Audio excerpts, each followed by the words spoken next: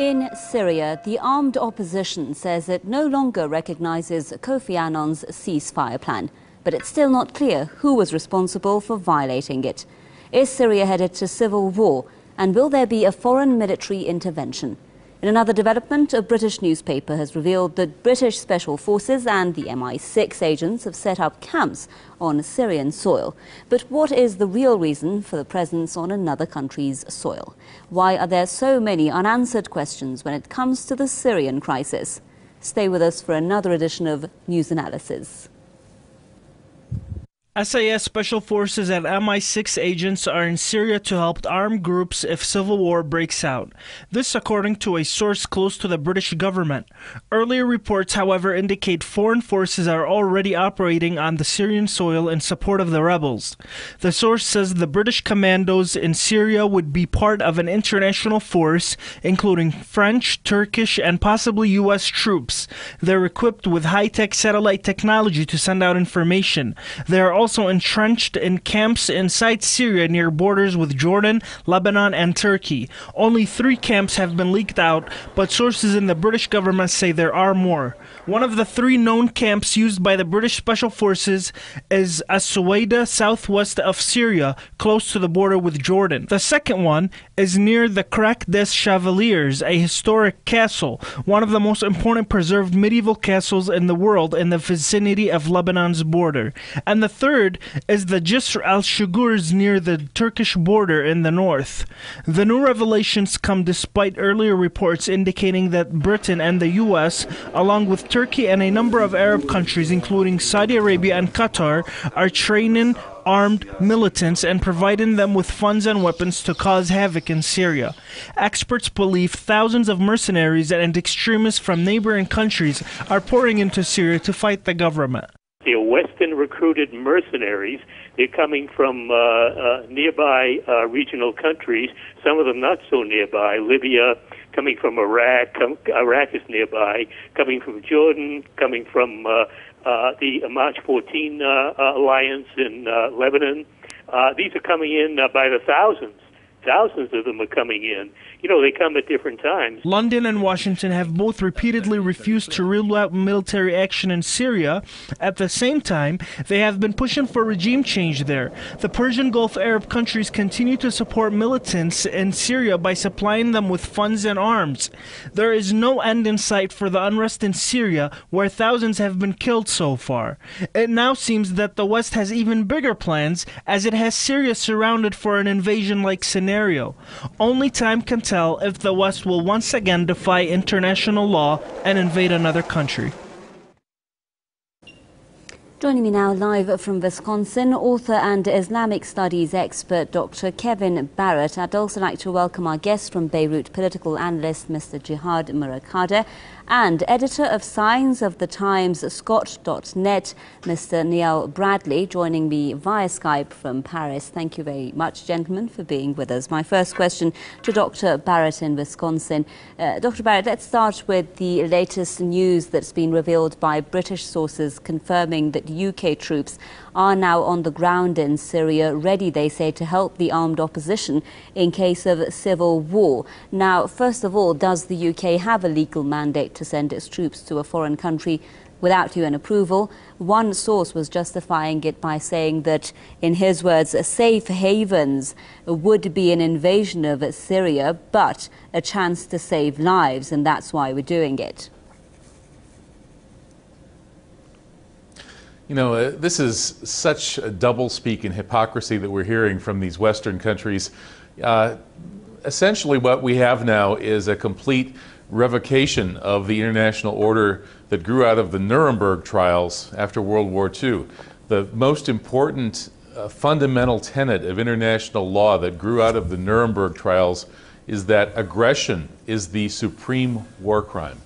Violating the borders of a sovereign country is the supreme war crime. It's worse than genocide. It's worse than any other imaginable crime that a human being can commit, because that crime leads to all the other crimes.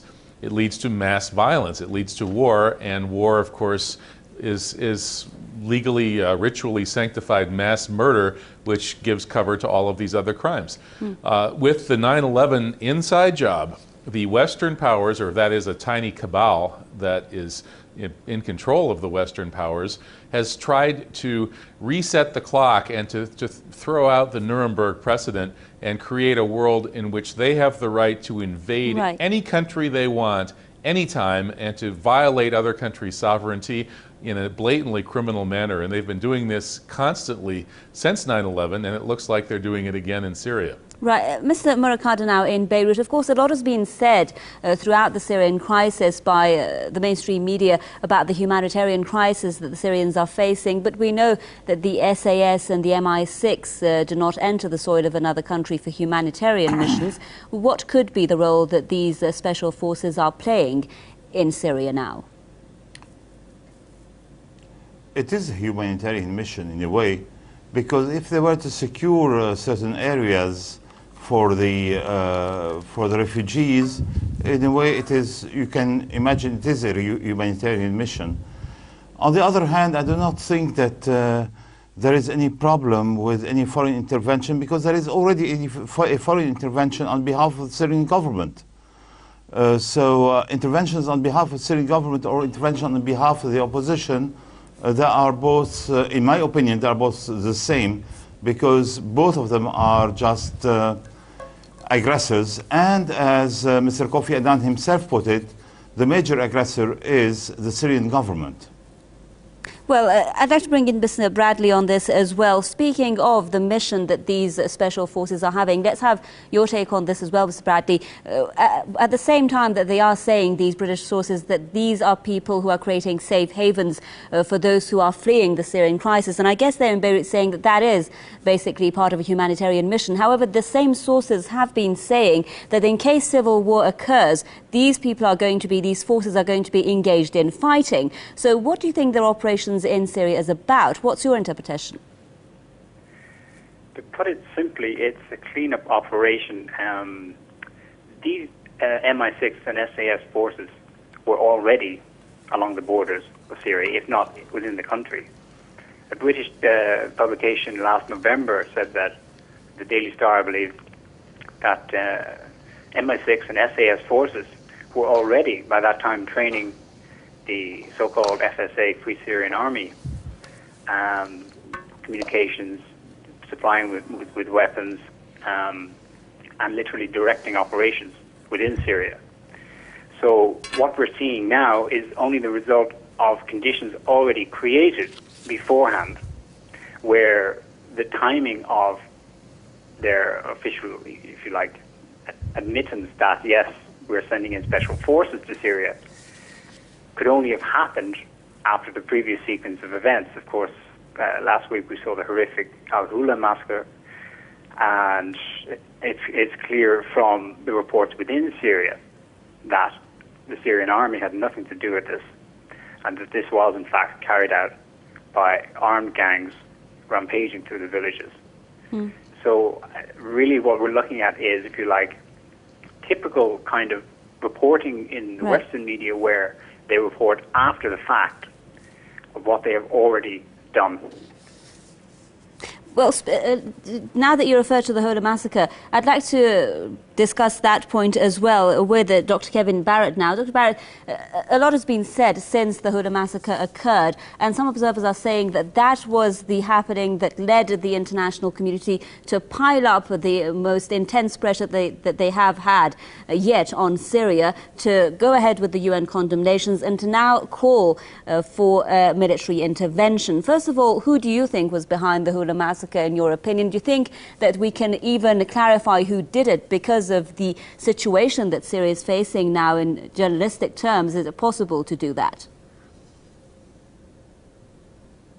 Well, it's interesting you ask that, because I was here on Press TV, I believe within 24 hours of the Hula massacre, and I was asked about my interpretation of it, and I said we need to wait and see.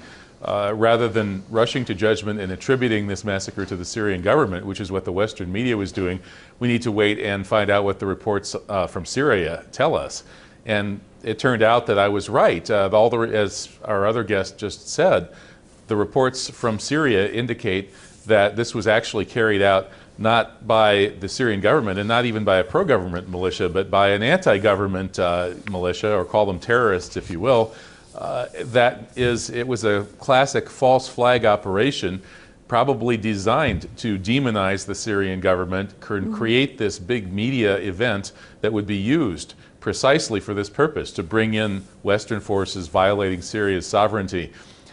So I think that my initial sense that we needed to wait and see who was responsible for that massacre has been vindicated by these reports. And people need to be aware that these kinds of false flag media events in which one side goes out and creates a massacre or a terrorist incident to blame on another side are very common, and we need to keep our eyes open for these.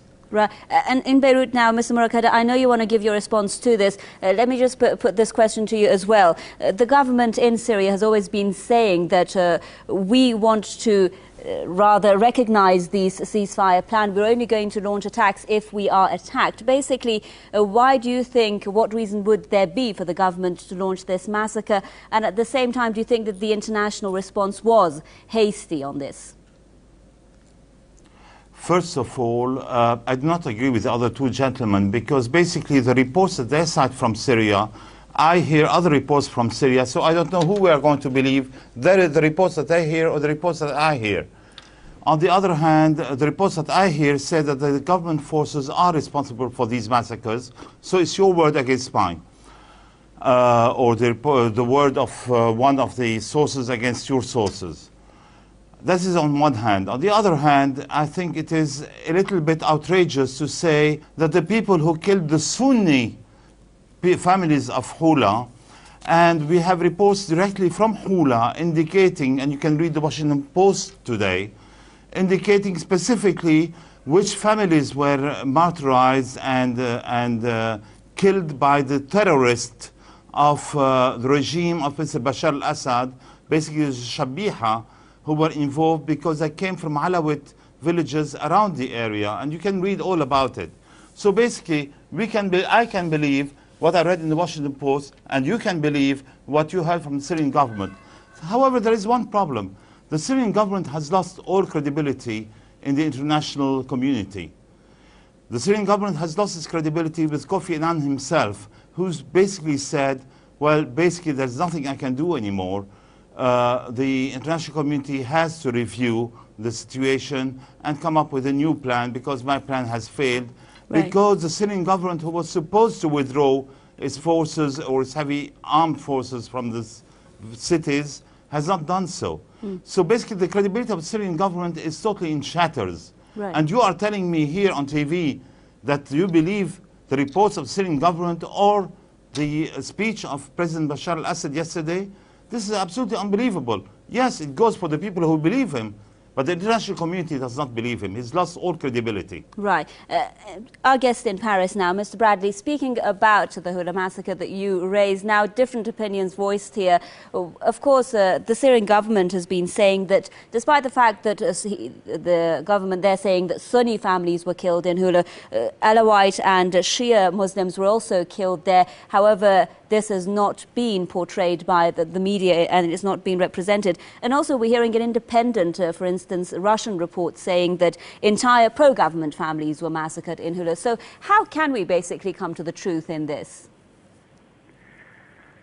Unfortunately, that will be made very difficult by the fact that the story has been so overblown. Well, not to minimize the seriousness of the actual attacks, but it's been created this enormous, in what the spokesman for the Syrian government said, a tsunami of lies directed against the Syrian government, that there is so much emotional investment now attached to this that it's very difficult to even attempt to find the facts, the truth from the lies at this point. However, it's true that the Russian reporters have been on the ground, and they have interviewed survivors, witnesses, and overwhelmingly they found that they were in fact supporters of the Assad government. It makes no sense that the Assad government would do such a thing, especially with so much international attention at this time. When we think of what's happening on the geopolitical stage, the Annan plan, the attention on Syria, Why on earth would the government be in any way involved in such a thing? If you look at the reports that came out just before the Hula massacre, Right. in which I believe it was, no, this is not just before, this has been stated before, but it's not in a report as such. Kofi Annan, Ban Ki-moon, the current UN Secretary General, is on the record as saying that he believes the forces are predominantly made up of Al-Qaeda members or people affiliated with Al-Qaeda. We have a situation here where the United States and NATO regimes are aligned with the very same terrorists. They have been telling the whole world since 9/11 are A, responsible for 9/11, and B, justify bringing in police state measures on a global scale. And here they are in Syria, arming, training, directing operations. It's quite incredible when you think about it, and yet it makes perfect sense when we look at past historical Well, precedent. let's look at another development here. Dr. Barrett, we're also hearing of the armed groups making an announcement today saying they no longer recognize Kofi Annan's peace plan and that they're not going to be committed to it or observe it. And also the day before that, President Bashar al-Assad was saying that he's going to be very adamant and decisive in his fight against what he calls terrorism. So do you think that this is an official end to the ceasefire plan? Well, I hope not. If so, it's going to be a tragic development. It does look as if primarily it's the Western powers that are signaling, giving a green light to the anti-government forces, and there's a very different, disparate group of anti-government forces in Syria, ranging from peaceful democracy protesters, who I would fully support, to these armed thugs and terrorist mercenaries hired by the NATO countries that I wouldn't support. But the bottom line here is that regardless of what one of these two guests just said, and his quoting of the Washington Post, the Hula massacre does appear, by all reports I've seen out of Syria, to be a false flag event designed to trigger Western intervention in a more decisive way in Syria. So what appears to be happening is that these Western decision makers have pushed the button to escalate the war. And this is very, very bad news. The Russians are not going to take this lying down. Once again, we're seeing these baby steps towards a full-scale war in Syria. And I would like to say that anybody who believes a word they read in the Washington Post is completely out of their minds. If you think Bashar al-Assad lacks credibility, just read what the Washington Post and the New York Times have had to say about the obvious false flag attack on 9/11, their complete cover-up of Building 7's demolition, and so on. The U.S. media has lost its credibility at least a decade ago, and anybody who relies on them for facts about what's happening in this kind of situation is living on another planet. Right. Mr. Murakata in Beirut, first of all, when we are speaking about the ceasefire plan, would you also agree that this ceasefire plan has officially come to an end and it's no longer going to work? On the other hand, who is responsible for violating it? Because, let me just quote for you, the UN monitoring team has said that during the ceasefire, and I'm quoting here, the level of offensive military operations by the government significantly decreased, while there's been an increase, in their words, in militant attacks and targeted killings.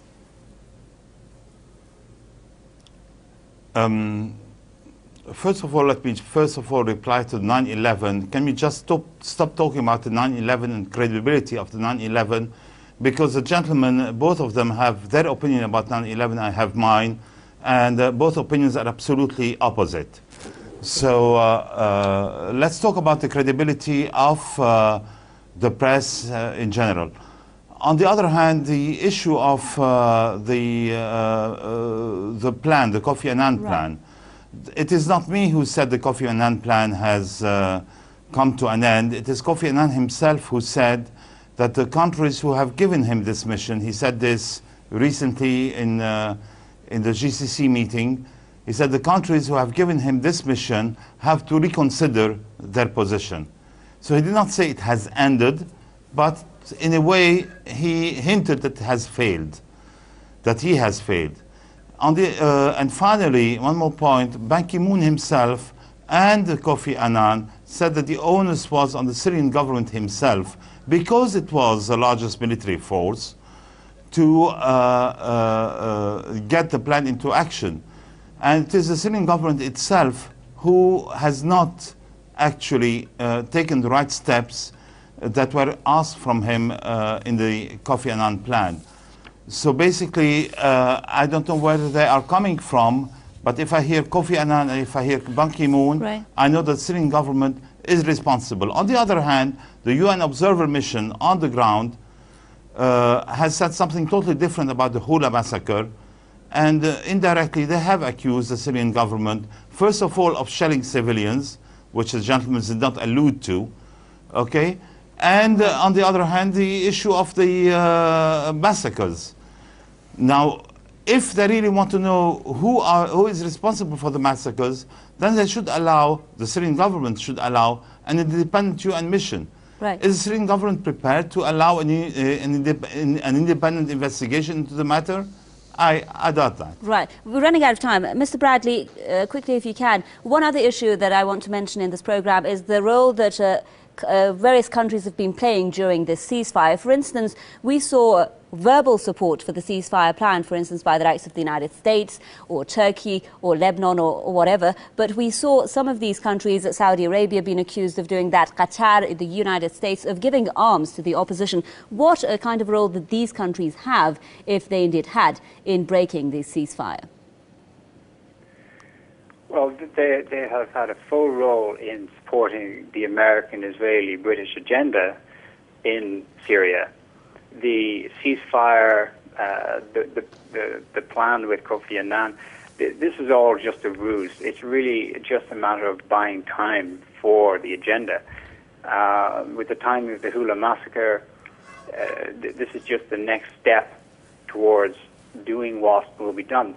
The ceasefire is really just, like I said, it's a ruse. It's only a stopgap measure. The people, even who promote the ceasefire, well, naturally people want the bloodshed to end, of course, but this will not stop the range of forces that are against the Syrian government. The Syrian government is damned if it does and damned if it doesn't. Right, Mr. Bradley, I'll just stop you there if I may, because unfortunately we're lacking in time, and I'd like to give the last comments to our guest in Wisconsin.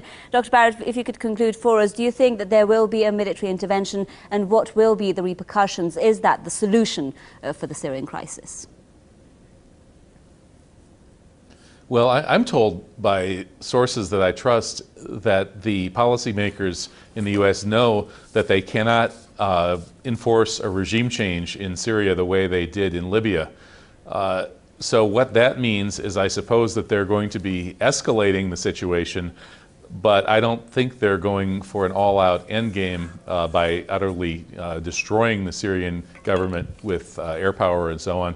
The reason they can't do that is that the Russians are basically not going to allow it to happen. So I'm afraid we're in for an escalation of the bloodshed in Syria, but I don't think there's going to be a clean resolution either way anytime soon. Thank you very much. In Wisconsin, author and Islamic studies expert Dr. Kevin Barrett there. Thank you very much, sir. And I'd also like to thank our guest in Beirut, political analyst Mr. Jihad Murakada. And joining us via Skype from Paris was Mr. Neil Bradley, editor of Signs of the Times, Scott.net. Thank you very much, gentlemen, for being with us. And thank you, viewers, for staying with another edition of News Analysis. From me, Homa Lesgi, it's goodbye.